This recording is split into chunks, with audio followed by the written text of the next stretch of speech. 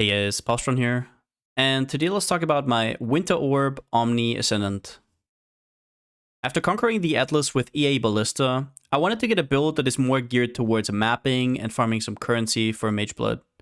And honestly, I tried out Winter Orb with the damage buff and all the new uniques in its toolbox, and it blew me away.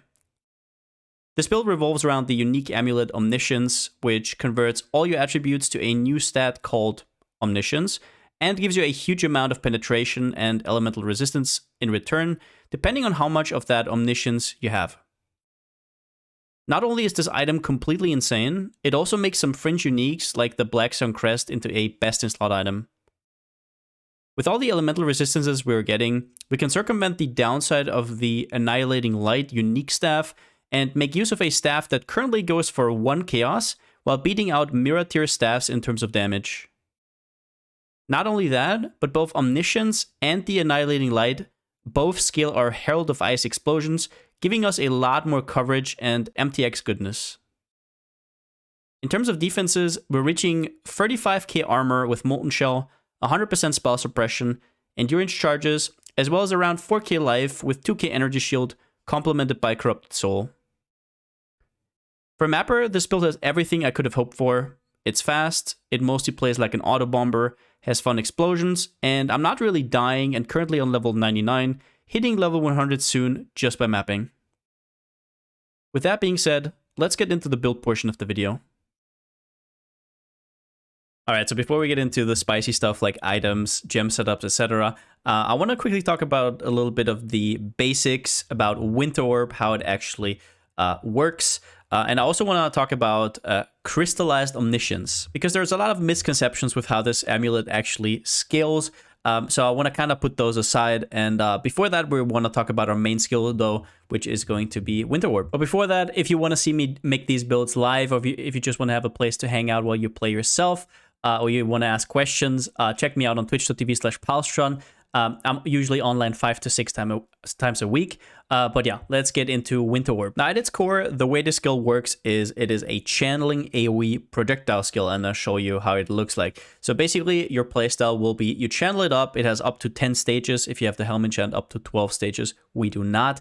And basically, once you get to a pack, it fires off projectiles that will seek out nearby enemies. And depending on how many stages you have, it will fire faster or slower, and you don't have to press anything while doing that. And you can sometimes charge up, and then you keep moving, and now you can run until the duration runs out. You see here, it quickly trickles down to 0 stages. So in that sense, it's very similar to, for example, Blade Vortex, where you just charge up 1 or 2 times. You have your stacks, you just keep moving, right? And that's all you have to do, sort of like this auto bomber playstyle that a lot of people just love. And there's a few things that are important to make this skill feel good. Number 1 is duration. Now, we opted to go for a Scion, which one of the biggest reasons for that is we have easy access to duration here in the passive skill. We can take exceptional performance for the full duration. We also get the more skill effect duration right here.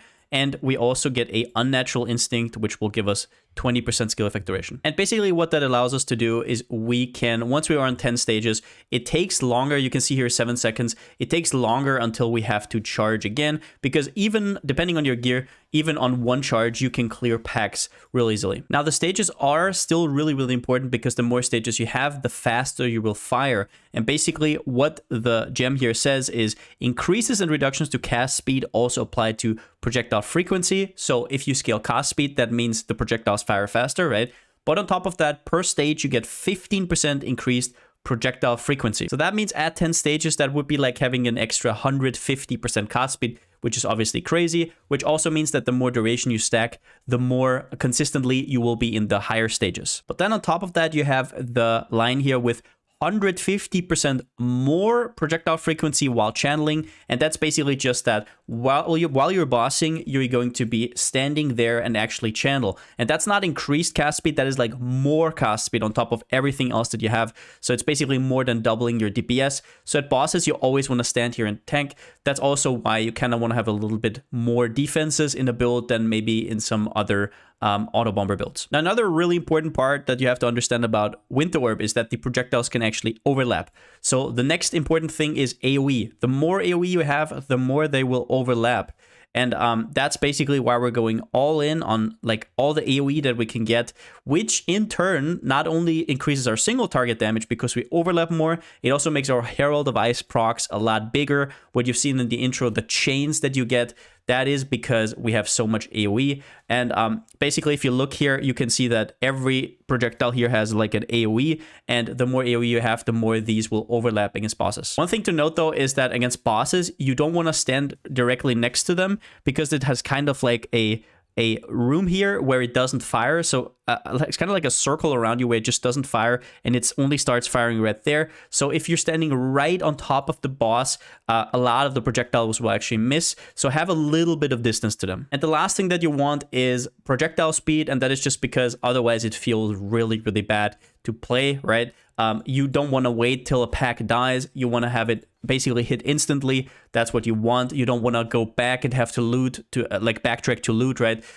So the good thing is Phantasmal Winter Orb does a great job of that. I have a 21-23, so that's 46% prod speed, but with just 20 quality, you get 40%, which is perfectly fine. You don't need much more. It would be nice to have, but it's kind of expensive to get. So for now, 40% projectile speed from a Phantasmal Winter Orb will make this skill feel a lot better. Next up, let's talk about the amulet that this build revolves around, which is Crystallised Omniscience. So basically what this amulet does is it takes all the attributes that you have, not the ones that you have just as your character. For example, I'm a Scion. I start with 20 int, 20 strength, 20 dex.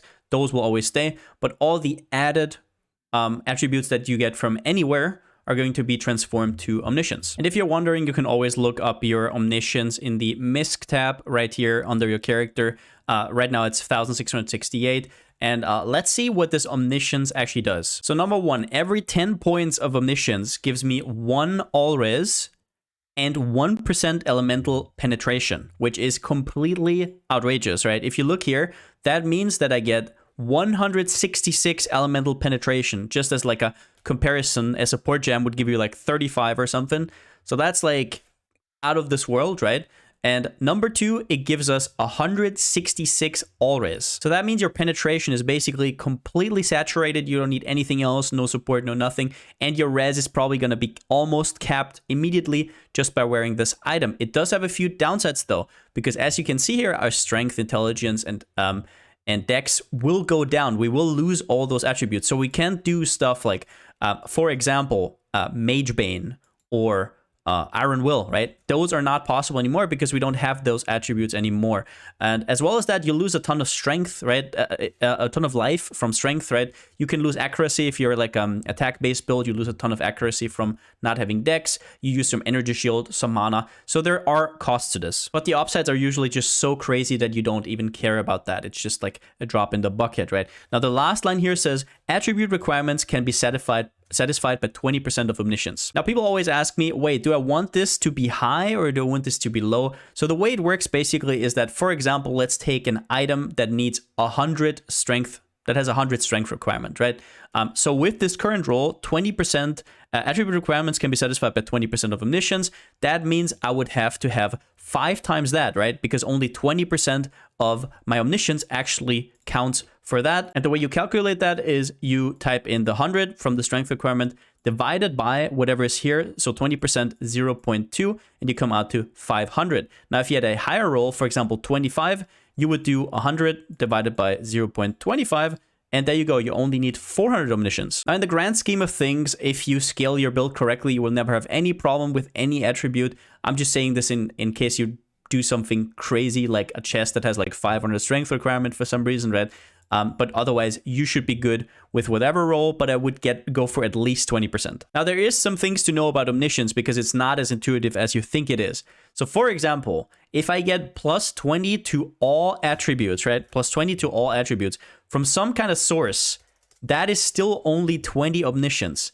So 20 all attributes is the same as 20 strength and intelligence is the same as 20 strength. It doesn't count multiple times. So it doesn't count like, oh, 20 all attributes, that's dex, that's int, that's strength. No. It's not how it works, which I can the best show you here. For example, if you look at these small Scion nodes right here, right, or Ascendant nodes, this gives you 40 dexterity. And this node gives you double the Omniscience that a 20 dexterity and intelligence node would give you. Now, the second important thing that a lot of people don't realize is that 10% increased intelligence or strength or dexterity does equal 10% increased omniscience, but that's the same for 10% increased attributes, right? So you might think, oh, so that's a downside, right? Because I can't do 10% increased attributes to get times 3, right? But what you have to remember is that this helmet actually exists. So Black Sun Crest is usually a completely fringe item, right? Because either you're dex stacking or you're in stacking or you're strength stacking. So this helmet is always just kind of mediocre, right? You get 15%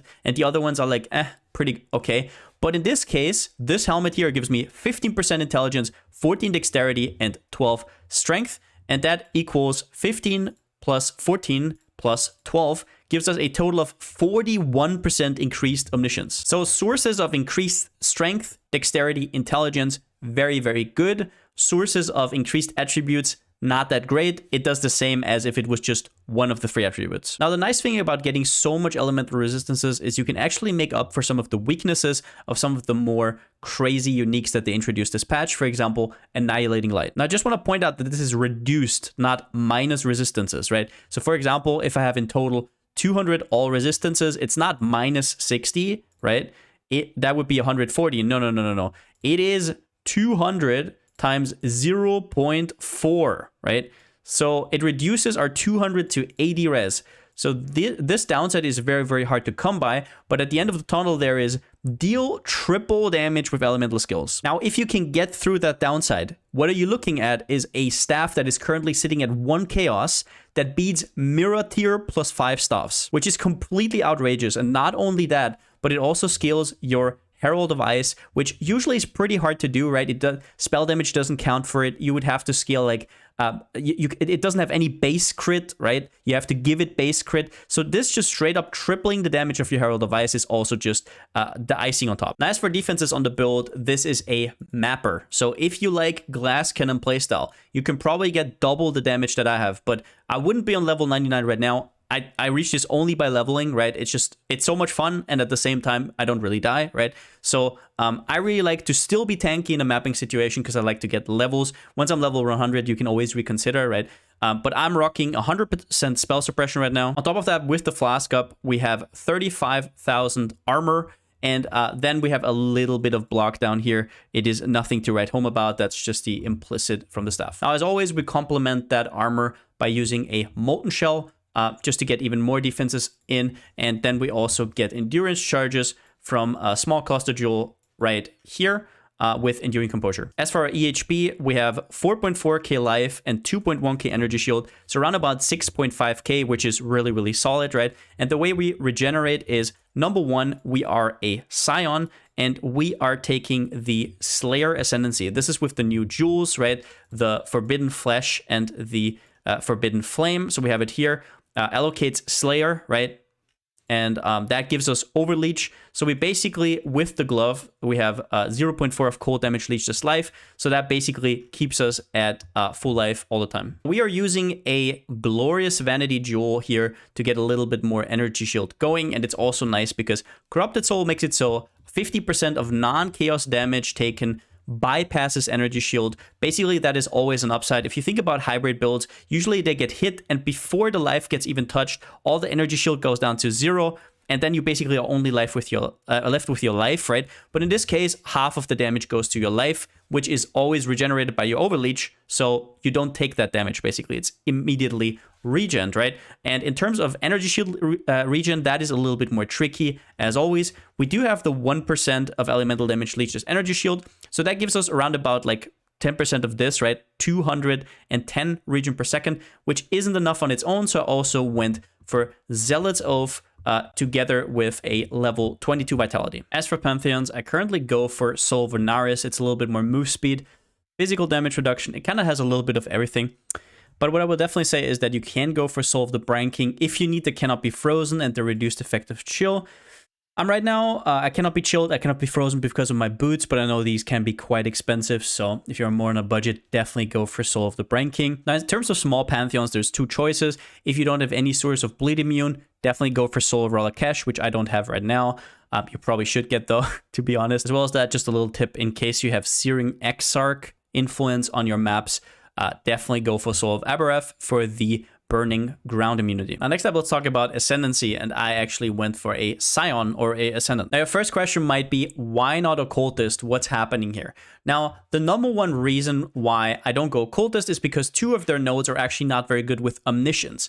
Number one is Void Beacon. Now, minus 20 cold res usually in a normal build that has a normal amount of penetration is really, really good, right? It's usually like 20 to 25% more damage. In this build, it's more like 10% more damage. And the reason for that is, as I already pointed out, this Emmy gives you all the penetration you need. So you already have the enemy at like minus 100 resistances. It doesn't do much to get it to minus 120. That's not the end of it though, because also Malediction wants to reduce enemies' resistances, because the extra curse usually will be Frostbite, LE weakness, whatever, right? And that also reduces enemy resistances, which is completely useless for us as well. That's another like 8% damage or something. So completely laughable. These two nodes are very, very good in the power charge stacking version of Winter Orb, but in this version with Omniscience, Occultist is a no-no. When we talk about why Scion, the number one thing doesn't even have to do with the Scion nodes. It is what the Scion or the Ascendant brings, and that is this positioning right here. We can start up here. We don't have to path, but we can still get to this duration cluster right here, which gives you so much quality of life. Now, that is not that important if you want to do a bosser, but then again, my question would be, why would you want a boss with Winter Orb? It's such a good mapper, right? Like, it would be like putting in a nail with a shoe instead of a hammer, right? It doesn't make any sense. And you also get this incredible Unnatural Instinct, which gives you all of these AoE nodes. It gives you 20% skill effect duration and 9% cast speed. So that alone is already a selling point, right? And what this whole duration stacking also lets you do is it actually lets you use the nerfed Smoke Mine, which used to be 5 seconds. Everybody was running it. It was incredible. The Helmet Chant gives you another 30% movement speed. That's just so much movement speed, but it is actually back big time. And that is number one, because you take all of this duration scaling, but also number two, because you actually already get Onslaught from Raider and you get Elusive from Assassin. And to kind of explain you why that is so broken is we have to look at GG pair of boots, right? Elusive, Tailwind, and Elusive, Tailwind, and Onslaught, right? You get from boots. That's a ton of movement speed, but it basically means that you cannot get any of the new implicits, which are very, very important. So if you're Scion and you're already getting both Onslaught and Elusive from your Ascendancies, right? That is huge, because that means these boots are not as strong anymore. Tailwind is still good, right? But the new implicits, you can actually get action speed. Now, I didn't roll it yet. I went with movement speed because action speed is kind of hard to roll. But you can get up to, I think, 6% action speed, which is almost Tailwind level already. But the big thing is the second implicit, and that is cooldown recovery rate of travel skills. And basically, if you look at the cooldown time here, it brings Smoke Mine's cooldown from 5 seconds to a little bit under 4 seconds. It can go, I think, up to like 3.6 seconds if you get a better roller right here. This is kind of like a budget implicit setup. But basically, this together with all the duration stacking introduces Smoke Mine back into viability. If you would run this on an Occultist, Smoke Mine is a complete no-no. So just by being Scion, you get Smoke Mine, which is 29% move speed. Also with the Divergent Smoke Mine, you get 18% increased attack and cast speed.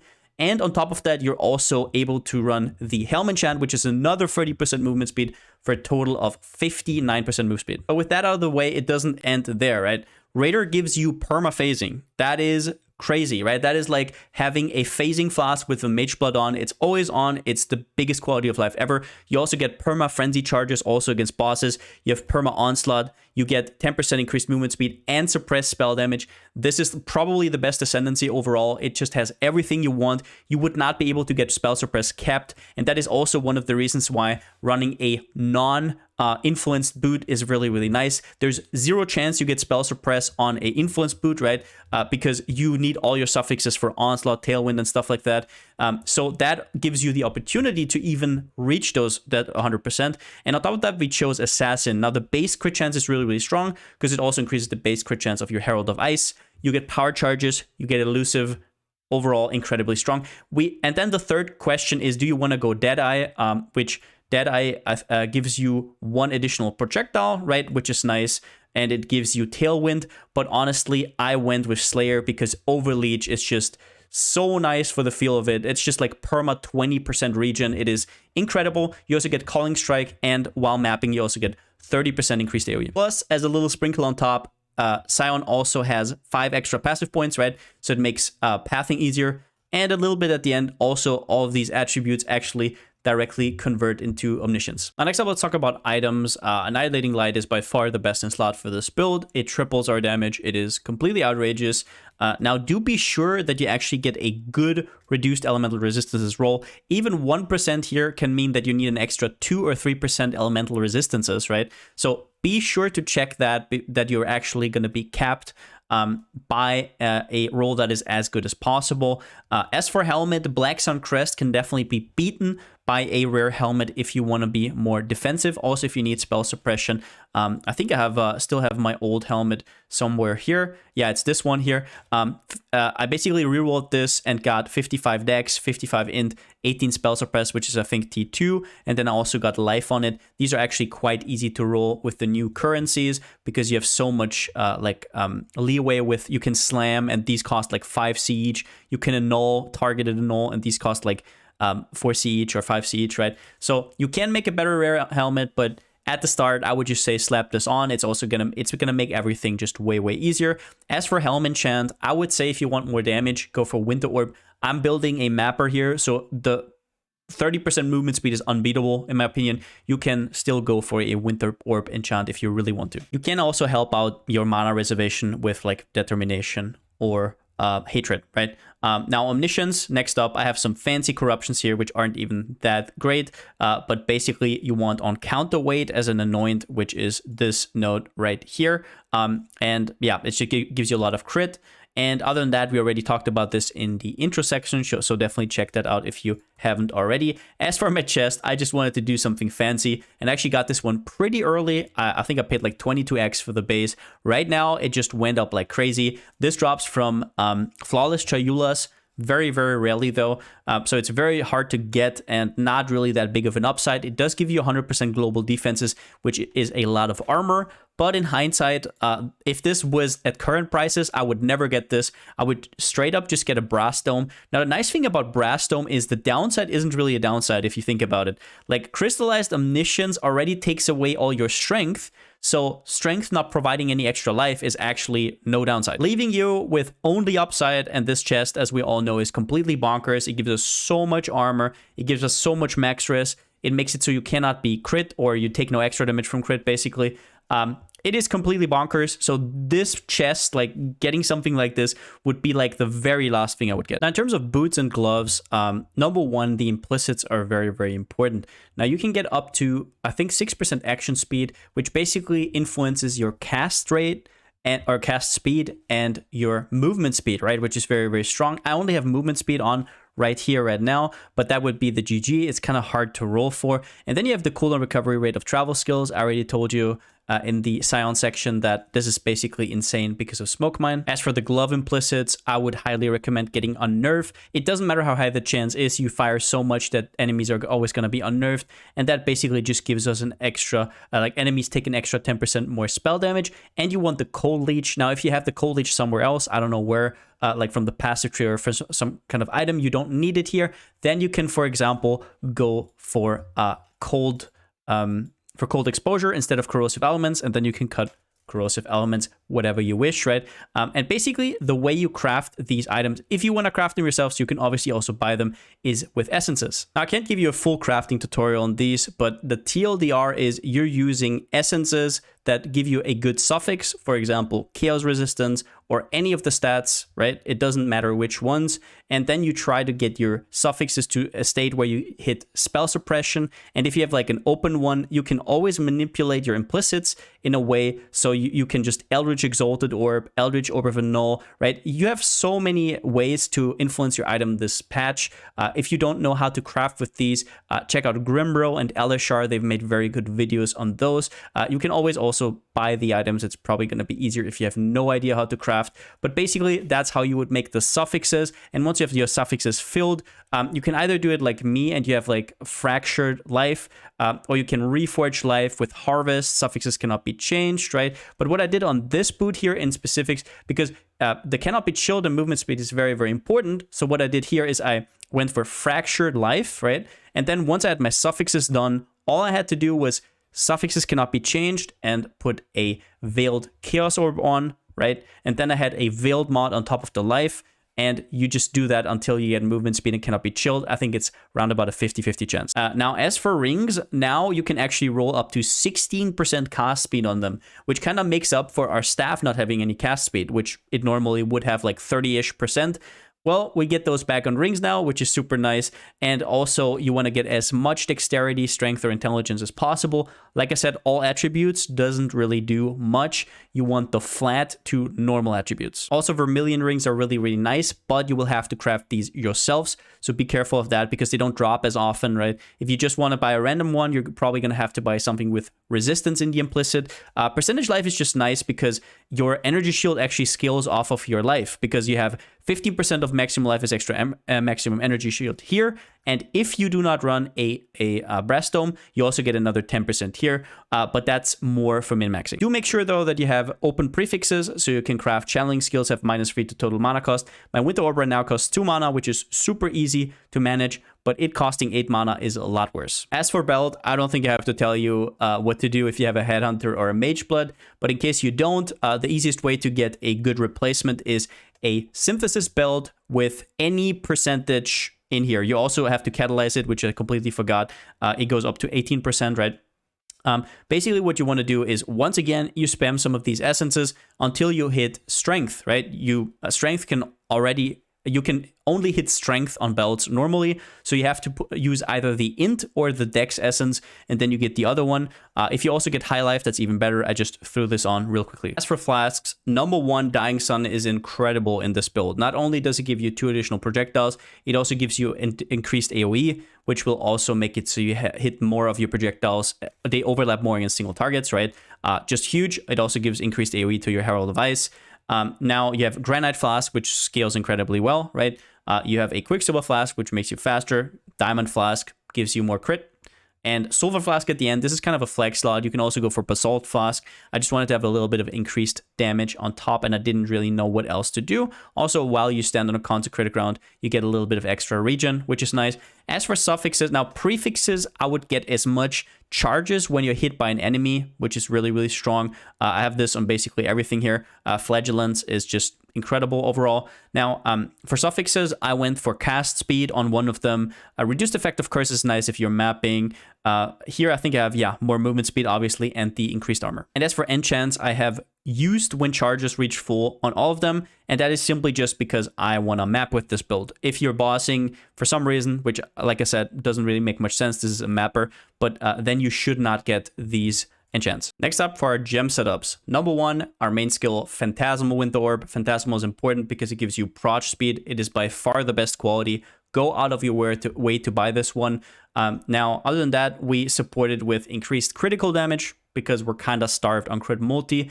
We also go for increased critical strike support. If you maybe have a different setup and you get more crit into the build, you can reconsider this one. Awakened added cold damage. Now, I would say that the normal added cold damage, if you don't have money for added cold damage, the normal cold damage is probably worse than just running hypothermia. But if you can get an awakened added cold damage, get it as soon as possible so you level it up to level 5 as quick as possible, because at level 5 you get the +1 to level of supported at cold skill gems, which obviously is huge for Winter Orb. Then we have Inspiration. Now, Divergent Inspiration gives you a little bit of extra reduced mana cost. It's actually not that big of a deal, so I wouldn't go out of your way to spend like 2 exalts just for the Divergent here, but you definitely want Inspiration because it will make your mana a lot more comfy. Now, do be sure that your mana does not fall to 0 mana cost, because at 0 mana cost, you don't get any Inspiration anymore, because you actually have to spend mana, right? So the lowest you want to go is 1 mana cost. I currently have 2, but just in case you kind of do that.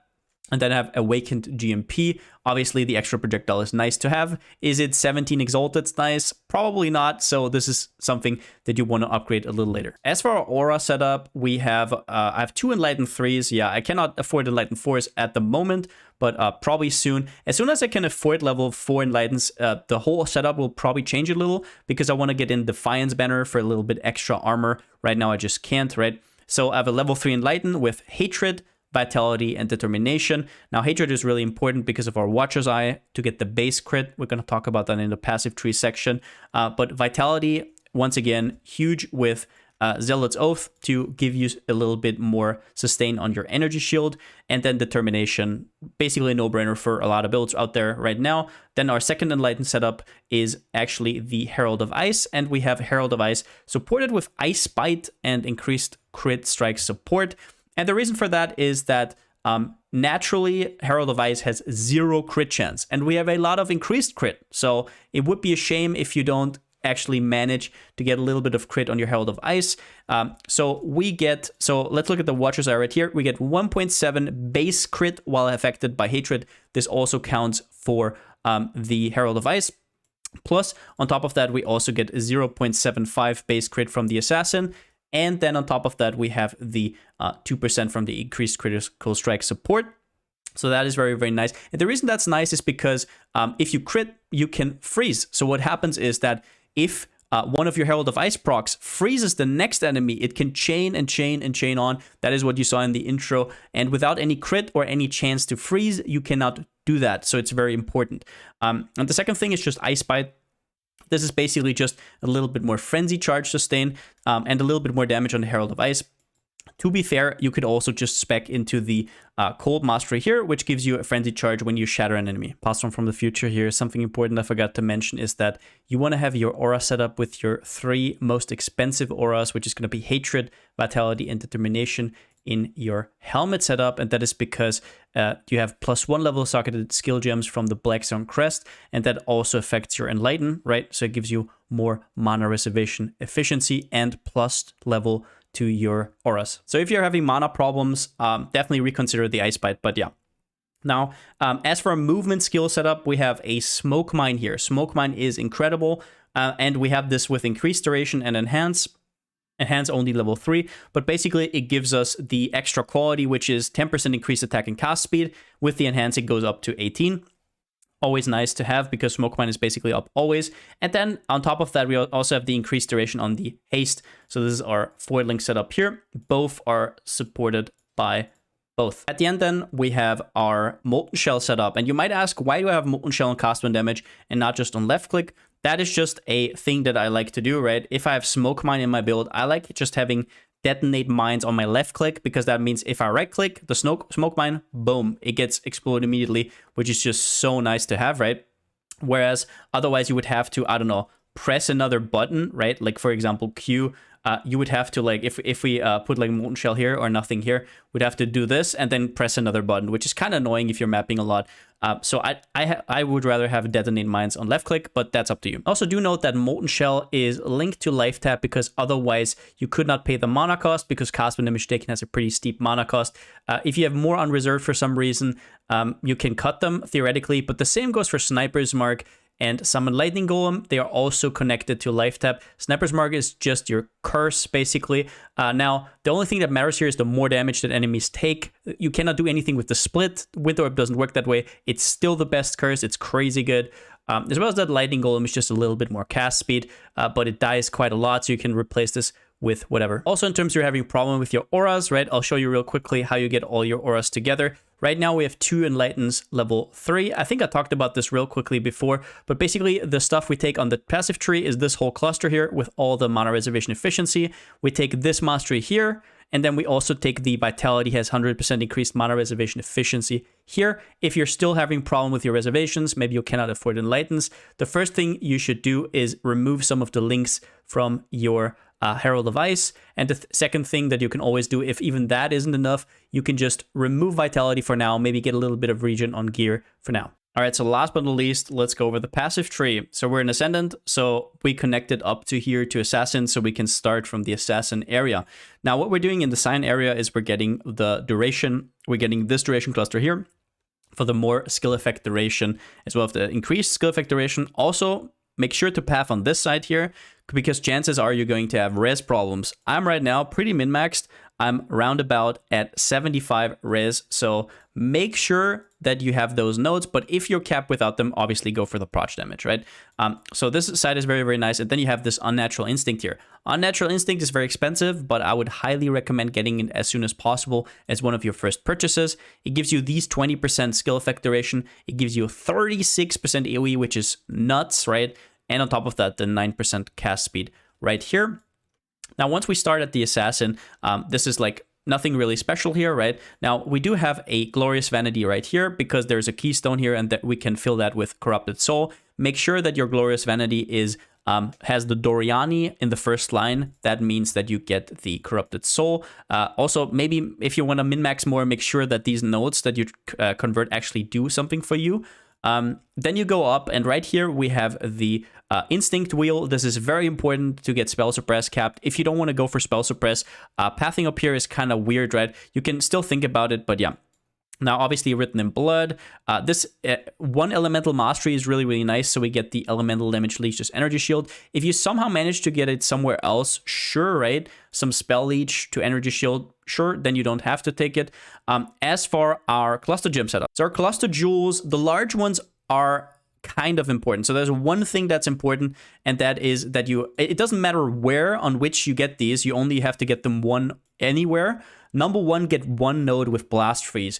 Increased cold damage and freeze you inflict spread to other enemies within a radius of 12. This makes it so your Herald of Ice explosions chain way, way, way better. And other than that, if there's like a mob next to a boss, if the mob dies, the boss gets frozen, which is completely nuts. Like this node is just incredible, right? Number one. Number two, corrosive elements can be very, very, very nice because it gives you cold skills have a chance to apply cold exposure. Now, if you have cold exposure from your gloves, that is fine as well, right? But otherwise, I would definitely look into getting corrosive elements. Other than that, we just filled them with some LE damage. The mana regen doesn't really do anything, so this is definitely not optimal. Prismatic Heart can be nice to fix your resistances. Now, strictly talking about the small cluster jewel, we talked about this in the defense section, but basically this is just Enduring Composure. It gives you endurance charges. It's quite a bit of mana, right? If you can get some stats on the small node as well, that's even better. And then we have four mediums that are exactly the same, and that is 4 times Towering Threat plus Titanic Swings. Now, Towering Threat is just really, really nice to shore up your life, right? You have 2 cluster jewel setups, so you're not going to have as much room for life nodes as you usually have. So getting a little bit back here times 4, that is 32% life, which is crazy, right? Gives you a little bit of AoE. And the second node is really important, that is Titanic Swings. It gives you area damage, which is nice, but also 15% AoE. This is not only for like attack builds. This says while wielding. It's not with staffs, it is while wielding a 2-handed weapon, right? So this does count for spellcasters as well, which is huge. You want to have this times 4, and then you will have huge explosions. Then we have the Watcher's Eye with the nice new skin. Basically, the only stat here that is important is the critical strike chance while affected by hatred. The Watchers I have here is pretty expensive. That is the number one thing you want to get. All the other ones are just bonuses once you get a little bit more currency, but the base crit is incredible and really, really important, right? Number one. Now, number 2, I also have this combo here. So that is Forbidden Flesh and Forbidden Flame. And what these two do is they both have Slayer on them, which then in turn means that you can see here, I actually have a 3rd Ascendancy, and that is the Slayer. Now, you can also go for Deadeye. It gives you more damage, a little bit more speed. But I will just say that the Overleech from Slayer and the Calling Strike and the AoE, I would never replace it personally, but if you want, you can. Other than that, make sure that you take all your reservation efficiency. I always get asked about auras. Palsteron, I can't get in my aura. And then it's like, yeah, they didn't take this node in the middle here. Take the mastery here with mana reservation efficiency. Take these nodes here. You're going to be fine. If you have to cut something, cut the supports for your Herald of Ice, right? And then reconsider. If worst comes to worst, cut your Vitality for now. You still have Energy Shield Leech, right? Now, obviously, if you have a space for Vitality, you want to go for Zealot's Oath. All right, so next up, let's talk about budget. Now, in the past, there was often like a problem with like putting in just a budget PoE and not really talking about it, right? Because budget means different things for a lot of people. For some people, budget is literally 50C. For some people, budget means 10x, right? So I don't know. I am going to explain to you how you can trim stuff from what I have here, what you see here, where you can save the most amount of currency. So let's go into it. Number 1, this build is actually quite forgiving when it comes to damage in terms of budget. All the damage stuff, like this staff, is incredibly cheap. The amulet, incredibly cheap. Helmet, incredibly cheap. And the reason why I'm allowed to say that is they are so frequent that even if every single person in the whole league would play one, there would still be too many. So this is sitting at 1C right now. Now this is sitting at 20C. It might go up to like 40C, but that's still basically a steal for how crazy this ME is. And the helmet, you can just throw a few divines on there that you find, and as soon as you settle for something okay, so for example, I don't have a perfect one either. They're very hard to get a perfect roll, but these three together can cost you like basically nothing. Now what will cost you though is spell suppression. You will have to craft or buy more expensive items, right? Stuff like that. But let's go through where you can actually cut some costs. Number one, this chest here, pretty stupid of me to do. Get a brass dome. This is crazy. Get 5 max res. It's going to be insane. Your armor is going to go up like crazy. Your molten shell is going to be even better. You cannot be crit. The downside doesn't matter because you already have all your strength converted. So yeah, brass dome is a super easy budget version. Now, as for belt, this is already my budget version because I'm using a headhunter right now. Any percentage increase dexterity, int, or strength. I think right now dexterity is the cheapest, but just look for yourself, right? This costed me 50C. You can get it even cheaper if you don't want to go for eye level 82 or higher, right? But literally, if you don't want to even pay that, what you do is you have heavy belts, which also have strength implicit. It's not as good as this, but it's still okay. You put on the strength essence, boohoo, you craft on life. That's also completely fine. Then we have rings, which are extremely hard to craft yourself because you want cast speed. The cast speed is the most important part of these. You also want the life, and you want a lot of stats. Now, what you can always do is you can simply just go for buy any rings that have a lot of stats, right? That's all you have to do. Getting them on Vermilion rings is rough because nobody's picking them up, right? There's not that many rares out there. But if you go for like a 2-stone or like a coral or even an amethyst base, these are not that hard to get. So that's what I would tell you. And otherwise, you can also spam low tier essences. So not the deafening ones, but the ones below until you hit like cast speed, and then just settle for crafted life and maybe fix your mana elsewhere. If you have to do crafted life, you just fix your mana with an enduring mana flask for now. As for the boots, if you cannot afford cannot be chilled, cannot be frozen boots, what you do is you just put in Soul of the Brine King. It gives you 50% reduced effect of chill. Now, what I will say is that if you're running Eater of Worlds influence, that can be still annoying because they always chill you basically for 30%. But it's still better than nothing. Just switch from this Pantheon to this Pantheon and go for budget boots for now. Now, the helmet chain is not mandatory, but I would just honestly pay a lab runner. Like, I think it costs like 3 to 4 exalts. Once you have that saved up, get the smoke mine enchant.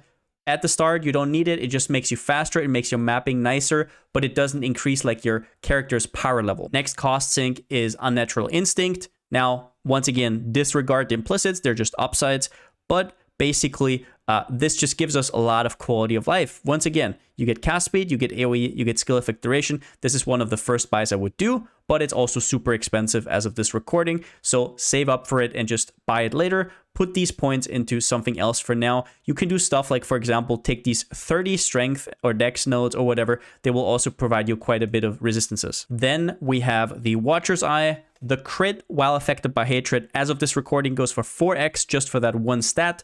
So that is probably the first purchase you want to do. This is incredible. Other than that, the other stats are just like a plus. They are not that important. They're cute to have if you have the currency, but they're not important. The crit while hatred is important. As for cluster jewels, the large cluster jewels, this one, so these nodes are basically just whatever, right? They don't care. It doesn't matter, right? So what you do, you don't want to buy like crazy cluster jewels for 5x at the start. What you do is you just alteration spam until you hit either blast freeze or corrosive elements and you have them in front, right? You can also divide them on 2. You roll the one, like for example, you roll blast freeze here, and then you roll corrosive elements here, so you don't have to hit both, which is very, very hard to do, right?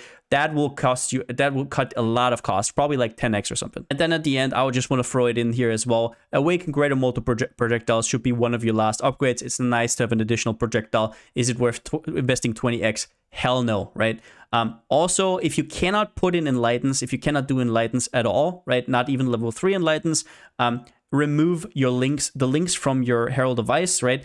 Remove the increased crit and remove the Ice Bite, and just don't link it with anything. Then your reservation goes up, right? Like, let's, for example, put on all my auras real quick.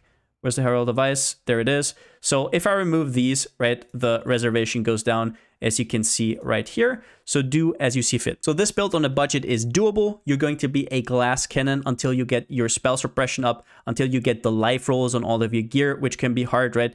But if you're fine with that, you can do this on a budget. It is still going to have very, very good damage, once again, because most of the pieces that facilitate your damage are the cheap ones. That being said, the downside in terms of damage comes when you're bossing, right? So once again, this is a mapper. It is meant to map and do maps fast. It is not meant as an all-rounder character that you just randomly do a Simu 30 with. This is meant as a fast mapper, and you can do some of the harder bosses if you have invested more, but on a budget, don't even think about it. On a budget, this is just a glass cannon mapper, a very, very fun one at that, but it is not going to be a bosser. Now, as for leveling, this is not a league starter, so I will not provide a in-depth leveling section here. You want to level with Twink gear. So basically what you do is the good old Tabula Rasa, Gold Rim, Lockdown Caress, and 7 league steps. These are pretty affordable this league, actually. Now, Scion as a whole has a pretty shitty leveling experience, that's for sure. There's a few things that can help out, like, for example, straight up going for Hollow Palm leveling, which is incredibly strong, but needs you to have some specific items. I won't be going over this in detail, but I will link you Firegrass's leveling video. It is a top tier video. Definitely check it out if you want to have the easiest time leveling. So I'll put that down in the description and in the comments. Definitely check that video out if you want to have super easy leveling experience. But if you want to just go more with the flow, one thing that Scion has going for, probably the only thing while leveling that Scion has going for it, is access to early jewel sockets. As you can see here, most classes have a lot of upfront damage for their leveling, so they're a lot nicer. Scion does not. But I want to give you 2 tips on how to leverage the jewel sockets. Number 1, a lot of people don't realize it. The Forbidden Flesh, Forbidden Flame jewels do not have a level requirement. So the Scion Forbidden Flame and Forbidden Flesh are a lot cheaper than a lot of the normal ones. So what you can do is you can just buy something like, for example, the Slayer that you will want to use later anyways. And once you have 8 passive points, you can just put one here, and you have that Ascendancy. And I want to clarify, you do not have to be an Ascendant yet in order to gain the bonus. You will get the bonus regardless. Definitely go for that early. But what you can do otherwise is, if you're leveling with something elemental, you can go for 3 Grand Spectrums early. So the first one here, second one here, and then the third one, you're probably going to path up or something until you can connect here. So probably put it there. And that is going to be 45% times 3. That is 135% increased elemental damage if you have all of them in. But once again, I will warn you, because if you just go for anything, Scion doesn't really have much damage in the first 20 to 30 levels until you get into one of the other starting areas. So that can be a problem if you're not a very experienced leveler. Now, as for when to respec into this build, what you should always do is buy your gear up front before you start leveling, and then you can see, okay, this needs level 68, this needs level 69, and whatever is the highest, then you just say, okay, at level 70 or something, because then I can put on all my gear. That is where I'm gonna respec into the build. Now, if you're a more experienced player, you can level with Winter Orb, but you will have to do everything correctly. I actually leveled with Winter Orb, it was okay, but it definitely was nothing to write home about.